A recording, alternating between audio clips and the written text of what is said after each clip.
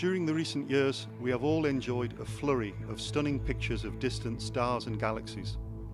For scientists, such images provide new insights into the nature of celestial objects and thereby into the physics that determine their appearance and evolution. The sharper the images are, the better. This is why telescopes like the ESO Very Large Telescope and the Hubble Space Telescope are so important for the scientists. Already long ago, however, astronomers realized that by using a special method called optical interferometry, they might be able to study their objects with much higher precision still. The only problem was that optical interferometry is exceedingly difficult to master.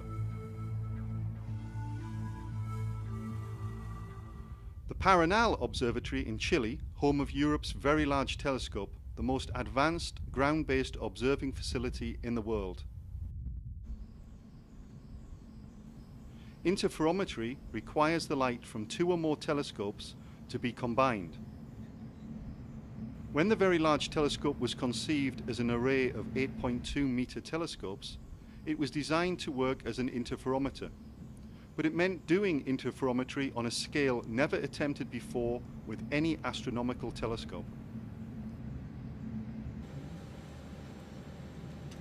In March 2001, ESO carried out the first interferometric test observations with great success. Since then, the experts have worked on refining the technique, while at the same time adding new specialized telescopes to the array. Yes, wonderful approach. The new telescopes are 1.8-meter telescopes that, unlike their larger brothers, can be moved around on a system of rail tracks. This way, the distance between them can be varied according to the needs for individual observations. By observing the same object with different telescope configurations, it is possible to obtain images that are 100 times sharper than what can be observed with the Hubble Space Telescope. Until recently, only one of these special so-called auxiliary telescopes had been delivered to the Paranal Observatory. Now, however, ESO has commissioned its second one. Combining the lights from the first two auxiliary telescopes mark an important milestone for the development of the VLT interferometer. Because we can move this telescope around, we can now observe with many different distances and orientations between the telescopes. This is a key feature for high angular resolution imaging. You have to imagine each telescope being 30 tons of very high precision mechanics, optics and electronics, able to move around during the day and deliver the same evening very high quality images. Now, interferometric observations can be carried out continuously without interrupting observations with the main telescopes. But the real importance of these additional telescopes lies elsewhere.